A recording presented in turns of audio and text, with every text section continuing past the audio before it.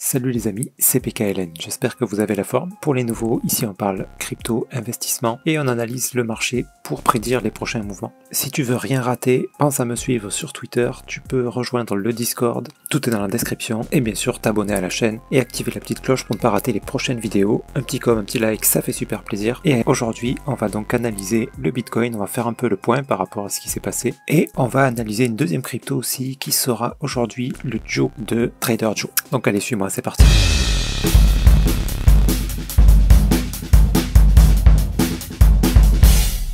Alors le Bitcoin, voilà, j'ai posté quelques trucs sur Twitter et sur Discord. D'ailleurs, j'en profite pour faire une parenthèse sur le Discord. Pour les arrivants, pensez à venir dans la partie règles et interagir ici.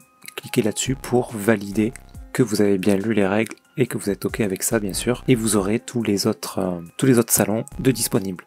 Donc là, je poste régulièrement dans les analyses Bitcoin. Donc voilà, et là, j'ai posté un petit peu ce qu'il allait se passer. Donc voilà, qu'il y avait peut-être un running en préparation. Tac, là, quand on est venu, ici, casser le dernier plus haut, j'attendais ça. Et il s'est passé quelques heures après exactement ça. Donc c'était parfait. Et j'ai bien dit, hop, on attend un setup d'achat en plus petite unité de temps avant de rentrer, sinon on risque la correction de 4 heures. On a eu justement un signal qui nous disait que le running a été invalidé. Donc voilà, j'ai fait l'annonce là-dessus et sur Twitter aussi. Vous faites pas avoir avec ça, on attend bien des setups d'achat dans une plus petite unité de temps. Donc un setup d'achat c'est quoi? C'est ça par exemple. Impulsion, correction, on stagne en haut de l'impulsion là. Ça fait une espèce de flag, ça c'est un setup d'achat. Ici on en a un ici. Ouais, vous pouvez constater avant chaque belle impulsion, on a toujours ça. Quasiment toujours, on a eu une exception ici là, mais voilà, ce genre de truc là, comme on n'a pas eu de setup, on n'est pas rentré, donc on évite ces mouvements là. Ça arrive des fois qu'il y a des trucs bizarres comme ça. Bref, là on n'a pas eu de setup d'achat en petite unité de temps et on est venu casser le dernier plus bas, donc là on n'attend plus un running, le running c'est terminé, il n'existe plus, donc c'est peu probable qu'on vienne casser le top. On va s'attendre à une plus grande correction. Voilà. Donc n'hésitez pas, voilà, venez faire un tour sur le Discord, n'hésitez pas aussi à partager vos analyses à vous. Pour vous entraîner, c'est une excellente chose. Et moi, je vous dirai ce qui va pas. Si vous débutez, n'hésitez pas, on est là pour ça. Donc n'hésitez pas à poster, posez vos questions, tout ce que vous voulez. On va s'entraider, tranquille. Ok les amis, donc le Bitcoin, on a dit, oula, il est en train de me faire une mèche de ouf là. Donc voilà, a priori, une fois qu'on a cassé le dernier plus bas, ce qu'on attend, c'est ça. C'est quelque chose comme ça. Donc ça peut être beaucoup plus rapide. Hein. Il peut venir le faire là en 5 minutes et venir tout de suite descendre. Hein. Ça c'est possible aussi.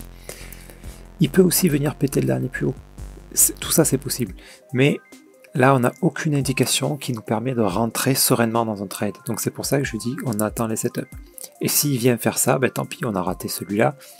On aura le prochain. S'il vient faire comme là. Attends, ça on va l'effacer du coup. S'il vient faire comme là, ça et ça, bah ok. J'ai envie de dire ok, mais on n'a pas pu l'anticiper là. Il y a des trucs comme ça, on peut pas trop l'anticiper. Là, éventuellement, on avait peut-être... Donc là, on a eu un running là, ici. Mais on avait ce risque-là d'une plus grande correction comme ça. Et au lieu de venir ici, casser le dernier plus bas, là, il s'est chauffé. Il a d'un coup venu casser le dernier plus haut. Donc voilà, et tout ça, c'était pas vraiment prévisible hein, dans notre cas. Hein. Quand on fait du trading, bien sûr, on mise sur les probabilités, sur des structures qui nous annoncent une direction et qui nous permettent... de prendre des mesures quoi en fait, d'accord, parce que là si vous rentrez là en fait c'est au pif, il n'y a rien qui vous indiquait que ça allait monter. Bon, vous avez eu du bol, ça a monté, mais c'était risqué. Il vaut mieux, voilà, là si on a un running, qu'ici on a un setup d'achat, ben, vous pouvez être sûr que on va avoir au moins ça, vous pourrez mettre un break-even, et si ensuite il se passe un truc pas prévu, au moins vous aurez réussi votre trade. Un trade réussi, c'est un trade où on n'a rien perdu. Ok? Si vous faites ça à chaque fois, ben vous perdrez quasiment jamais rien. Ça arrivera, hein. Ça arrivera de perdre. Des fois, ça s'invalide. Même les plus beaux setups d'achat, des fois, ils s'invalident. Et pour ça, on met des stop loss. Ok, mais voilà. Mais dans 90% des cas, vous aurez pu placer un break-even. Et dans certains cas même, vous aurez pu profiter d'une belle hausse. Ok? Là, après un running, si vous avez un setup d'achat, en général, vous pouvez profiter au moins de ça. Jusqu'au dernier plus haut. Ok, mais là, on l'a pas eu. Alors, on a toujours la possibilité de l'expanding ici. Tac, donc on casse le dernier plus haut, on casse le dernier plus bas. Pour venir recasser le dernier plus haut, c'est possible, mais c'est beaucoup plus rare. Donc, je mise pas là-dessus. Maintenant, si on a un beau setup d'achat, pourquoi pas? pourquoi pas, ça peut peut-être se tenter. Dans tous les cas, avec un setup d'achat, on a de fortes probabilités de venir casser le dernier plus haut, donc on met un break-even, et au pire, si c'est ça qui se passe, ben au moins on aura de toute façon rien perdu. Ok, voilà, donc là je vous partage un peu de stratégie en plus de l'analyse, parce que là de toute façon l'analyse, en 1 heure il n'y a rien, on attend, on fait pas les fous, on attend. En 4 heures, ben, c'est plus ou moins la même chose, on n'a rien, on a voilà, potentiellement soit un expanding, soit notre running est invalidé, et en fait là il s'agit de la plus grosse correction de ce mouvement là, qui devrait faire quelque chose comme ça, ok, avant de continuer vers le haut. Donc voilà les amis pour le Bitcoin, voilà où on en est. Je continue de poster de toute façon sur Twitter et sur Discord, donc voilà, si demain il se passe des mouvements que vous savez pas trop ce que c'est, n'hésitez pas à surveiller. Tiens, le gars là, qu'est-ce qui s'est passé là? Tac, on n'a pas encore cassé les plus bas là, ah, pas encore, mais voilà, j'attends moi toujours une plus grosse correction hein, avant de rentrer. Bref, c'était pas le sujet du jour. Alors le Joe lui il est un peu différent. Il est un petit peu différent et assez difficile à analyser pour le coup. Ici, voilà, on va profiter pour regarder le fractal là. Vous voyez ce qui s'est passé là? On a eu impulsion, correction, impulsion, correction, impulsion. Et là, boum, on a chuté plus bas que les derniers plus bas. Ça veut dire on corrige au moins cette impulsion. Donc ça, là, on est dans une unité de temps plus grande. On n'est pas en 1 heure, on va être en 4 heures.